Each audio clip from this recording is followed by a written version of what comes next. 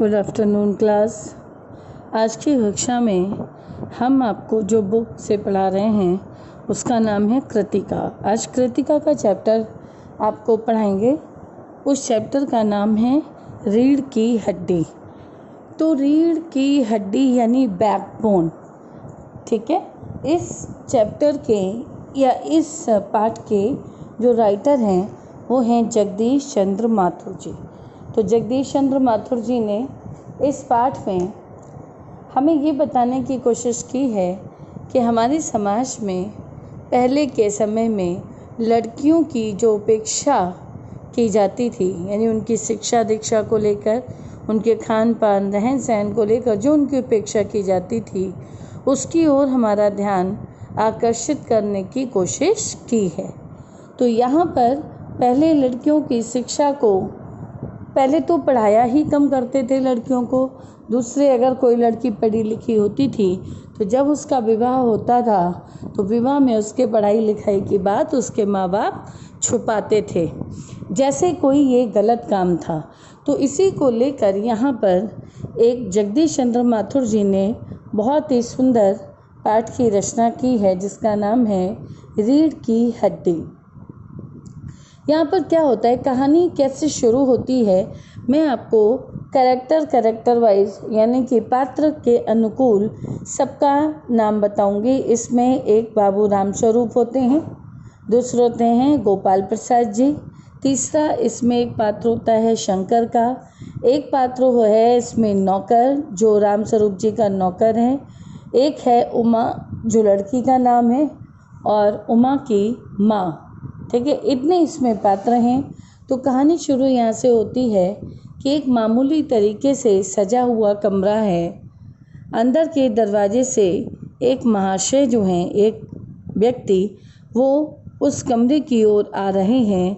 अधेड़ उम्र के मालूम होते हैं और पीछे पीछे तख्त को पकड़े उनका जो नौकर है वो भी उनके साथ साथ उस कमरे की तरफ आता है। वो राम स्वरूप जी, वो अधेड़ उम्र के व्यक्ति का नाम है राम स्वरूप। राम स्वरूप कहते हैं उससे कि अपने नौकर से कि अरे धीरे धीरे चल, तख्त को मोड़ कर उधर रख दे। नौकर कहता है बिछा दूँ साहब। तो राम स्वरूप जी कहते हैं और क्या करेगा, जब परमात्मा के यहाँ कल बट रही थी तो तू देर से पहुँचा था क्या। बिछा दूँ साहब, इसलिए कितना पसीना निकाला है इस तख्त को इस कमरे में लाने के लिए। ऐसा सुनकर नौकर जो है वो हंसता है और तख्त को बिछा देता है। बाबू राम स्वरूप उससे कहते हैं हंसता क्यों है, हमने भी अपनी जवानी में बहुत कसरतें की हैं, ठीक है, बहुत काम किए हैं। ये तख्त क्या चीज़ है, इसको सीधा करके मैं ऐसे ही बिछा देता। और सुन, बहू जी से यानी अपनी पत्नी के लिए कहता है कि उनसे दरी मांग लाओ और चादर मांग लाओ इसके ऊपर बिछाने के लिए। यानी ऐसा लग रहा है उनकी तैयारियों से कि कोई मेहमान आने वाले हैं, इसीलिए कमरे की साफ़ सफाई का विशेष ध्यान रखा जा रहा है।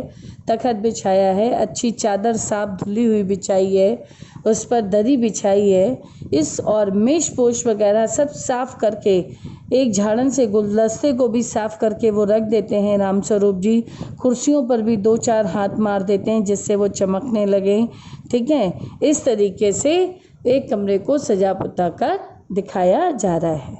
उतनी देर में ही सहसा यानी अचानक से उस घर की मालकिन जिसका नाम है प्रेमा, वो उस कमरे में प्रवेश करती है। छोटे कद की है, गोरे रंग की है, चेहरे और आवाज़ से जाहिर होता है कि वह किसी काम में बहुत व्यस्त थी। लेकिन जब नौकर उससे चादर और दरी मांगने गया तो वह पीछे पीछे उनके भागा चला आ रहा था। मतलब जैसे वो कमरे में आई वैसे वो भी उनके साथ साथ चला आ रहा था खाली हाथ। बाबू साहब यानी राम स्वरूप ने दोनों को ओर देखने लगते हैं कि मैंने तो इससे चादर और दरी बिछाई थी, ये तो खाली हाथ चला आ रहा है। प्रेमा कहती है कि मैं तुमसे कहती हूँ कि इस वक्त धोती की क्या ज़रूरत है, एक तो वैसे भी मैं अपने काम को जल्दी जल्दी से कर रही हूँ, ऊपर से तुम्हें धोती दें। राम स्वरूप कहता धोती, तो प्रेमा कहती हाँ, अभी तो तुम धोती बदल कर आए हो, फिर क्यों मांग रहे हो? रामस्वरूप कहता लेकिन तुमसे धोती मांगी किसने? प्रेमा कहती यही तो कह रहा था रतन, यही तो कह रहा था रतन, यानी नौकर का नाम रतन है। रामस्वरूप जी रतन की ओर गुस्से से देखते हुए, तेरे कानों में क्या डांट लगी हुई है? मैंने कहा था धोबी के यहाँ से जो चादर धुली हुई आई है उसे लेकर आ। अब तेरे लिए क्या दूसरा दिमाग लाऊं? उल्लू कहीं का।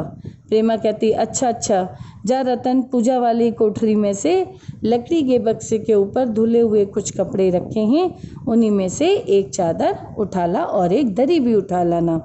तो प्रेमा कहती है कि दरी भी वहीं रखी है, उसको भी उठाकर ले आना। रामस्वरूप जी कहते हैं, दरी को बिछाते हुए कहते हैं कि हारमोनियम उठा लाओ, यानी नौकर से कहते हैं कि बीबी जी के कमरे में, अब बीबी जी यानी अपनी बेटी के लिए वो संबोधित करते हैं कि उनके कमरे में से जाकर हारमोनियम भी उठा लाना और सितार भी उठा लाना। जल्दी जा रतन, जल्दी जा। रतन जाता है, पति पत्नी तख्त पर दरी बिछाते हैं।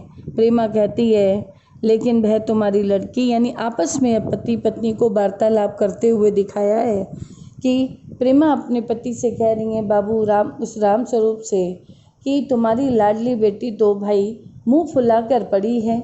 रामस्वरूप कहते हैं मुंह फुलाकर? तुम उसकी माँ हो, तुम किस मर्ज की दवा हो? जैसे तैसे करके तो वो लोग पकड़ में आए हैं, वो किसी व्यक्ति के बारे में संबोधित करता है, यानी कोई हमारी बातों में आया है। अब तुम्हारी बेवकूफ़ियों से सारी मेहनत बेकार ना चली जाए, उसके बाद तुम लोग मुझे दोष मत देना। प्रेमा कहती है तो मैं ही क्या करूं? सारे जतन करके तो मैं हार गई, तुम्हारी बेटी को समझा बुझा कर मैं हार गई, मैं थक गई हूँ। तुम ही ने उसे पढ़ा लिखा कर इतना सर चढ़ा रखा है, मेरी तो समझ में ये नहीं आता कि पढ़ाई लिखाई से फ़ायदा आखिर है क्या? अपना भी ज़माना था। अपनी बात करती है कि हमारा एक ज़माना था, आ ई ई पढ़ ली और गिनती सीख ली, बहुत हुआ तो स्त्री सुबोधनी पुस्तक पढ़ ली। स्त्री सुबोधनी उस समय एक पुस्तक होती होगी जिसमें स्त्रियों की घर गृहस्थी के बारे में बहुत सारी बातें लिखी होंगी, वो उसने पढ़ी होगी प्रेमा ने। वो कहती है आजकल की पढ़ाई BA MA सब कुछ कर लो और आजकल के ये लक्षण लड़कियों के अनोखे हैं। रामस्वरूप कहता है कि भाई तुम तो ग्रामोफोन बाजे जैसी हो। उमा कहती है क्या?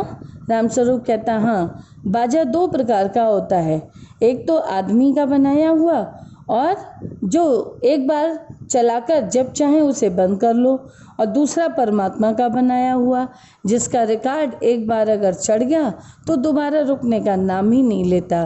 प्रेमा को गुस्सा आती है अपने बारे में ऐसी बात सुनकर, और वो कहती है तुम्हें तो हर समय मजाक सूझता रहता है, यह तो होता नहीं कि अपनी बेटी को सही राह पर लाओ।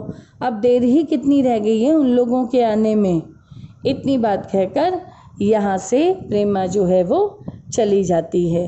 उसके बाद फिर रामस्वरूप क्या कहते हैं मैं अगले कहानी में आपको बताती हूँ।